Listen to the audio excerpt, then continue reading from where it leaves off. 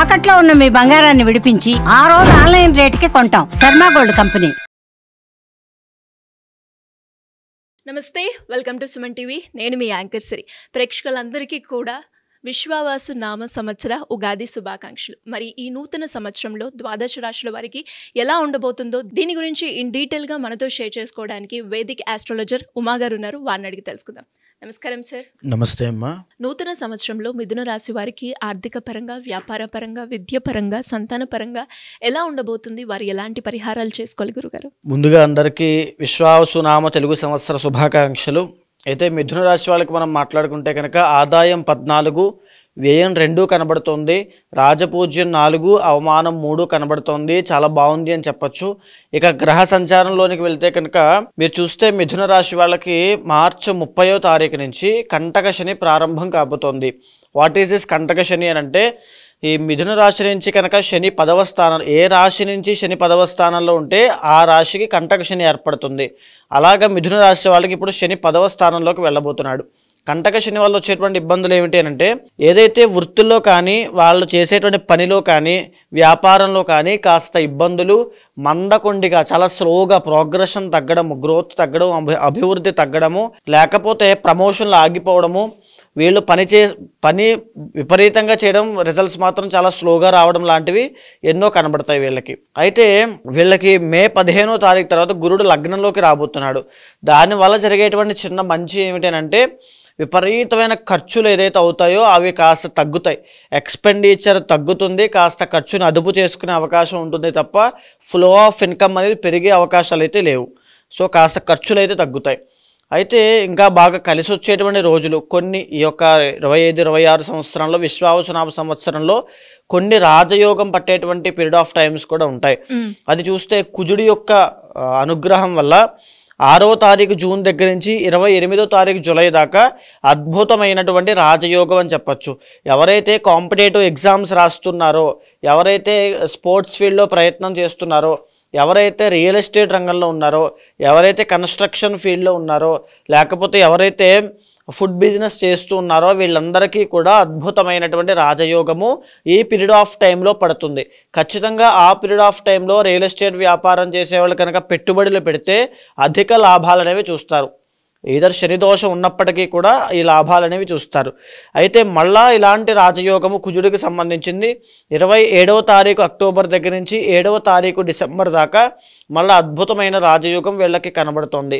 ఈ 2 period of టైమ్స్లోనూ కుజుడి యొక్క బలం వల్ల ఎక్సలెంట్గా ఉంటుంది అని చెప్పచ్చు. ఇది కోర్టు వ్యవహారాలు ఏవైనా ఉన్నప్పటికీ కూడా వాటి నుంచి బయటికి రావడము, శత్రువుల మీద ఆధిక్యత సంపాదించడము, లేకపోతే టెండర్లు కానీ కాంట్రాక్ట్లు కానీ ఇవన్నీ కూడా చాలా బాగా రావడము, లేకపోతే ఆరోగ్య సమస్యలు తగ్గడము, ఇది కూడా ఆరోగ్య సమస్యలు తగ్గడం లాంటివి ఎన్నో శుభ ఫలితాలు ఈ మాసాల్లో కనబడతాయి. పైగా ఇంకా చెప్పాలి అంటే రవికి సంబంధించినటువంటి రాజయోగం ఎవరైతే రాజకీయాల్లో ఉంటారో, లేకపోతే గవర్నమెంట్ జాబ్ కోసం ప్రయత్నం చేస్తూ ఉంటారో, లేకపోతే మెడికల్ ఫీల్డ్లో ఉంటారో, బంగారం వ్యాపారం చేస్తూ ఉంటారో వీళ్ళందరికీ ఒక సర్జన్స్ కానీ డాక్టర్స్ కానీ వీళ్ళందరికీ కూడా అద్భుతమైన పీరియడ్ ఆఫ్ టైం వచ్చేసి ఆగస్టు 15వ తారీఖు దగ్గర నుంచి సెప్టెంబర్ 15వ తారీఖు దాకా అద్భుతమైన పీరియడ్ ఆఫ్ టైం అని చెప్పచ్చు. అదొక రాజయోగము. ఎవరు ఏ పని చేస్తున్నప్పటికీ కూడా ఈ యొక్క శని దోషము 2.5 సంవత్సరాలు ఈ మార్చి 30 దగ్గర నుంచి కంటిన్యూ అవుతూ ఉన్నా మధ్యలో ఈ పీరియడ్ ఆఫ్ టైం ఈ యొక్క రవి యొక్క ఇచ్చేటువంటి బలం వల్ల ఆగస్టు 15 నుంచి సెప్టెంబర్ 15, మళ్ళా తిరిగి నవంబర్ 15 నుంచి డిసెంబర్ 15 ఈ 2 మంత్స్ కూడా ఒక గ్రోత్ అనేది రావడము, లేకపోతే వీళ్ళ పెర్ఫార్మెన్స్ చాలా బాగుంది అని చెప్పి అభినందనలు ప్రశంసలు రావడము. గవర్నమెంట్ జాబ్ కోసం ప్రయత్నం చేస్తున్న వాళ్ళకి ఖచ్చితంగా గవర్నమెంట్ జాబ్ వస్తుంది. ఎప్పుడు అంటే పర్సనల్ చార్ట్లో వాళ్ళ యొక్క దశ అంతర్దశలు చాలా బాగున్నప్పుడు వచ్చే అవకాశాలు ఉంటాయి. దాంతోపాటుగా రాజకీయ పరంగా ఉన్న వాళ్ళకైతే మంచి ప్రశంసలు కానీ, వాళ్ళ యొక్క పదవీ యోగం రావడం కానీ, పేరు ప్రఖ్యాతులు పెరగడం కానీ జరిగే అవకాశం ఉంటుంది.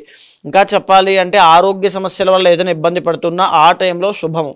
అంటే ఆరోగ్య సమస్యలు తగ్గడము, సరైన ట్రీట్మెంట్ ఆ డాక్టర్ దొరకడము, మంచి మందులు తీసుకోవడము, మంచి ఆరోగ్య ఇబ్బందులన్నీ కూడా తొలగిపోవడం లాంటివి జరుగుతాయి. ఇకపోతే మళ్ళా ఇలాంటి రవికి సంబంధించినటువంటి బలము 2026వ సంవత్సరము విశ్వావసునామ సంవత్సరం ఆఖరిలో మార్చి నెలలో అద్భుతమైన యోగం మళ్ళా రవి వల్ల వీళ్ళకి కలుగుతుంది. ఇకపోతే శుక్రుడి యొక్క బలం లేనందువల్ల 2 మాసాలు మాత్రం ఇబ్బందులు ఉంటాయి.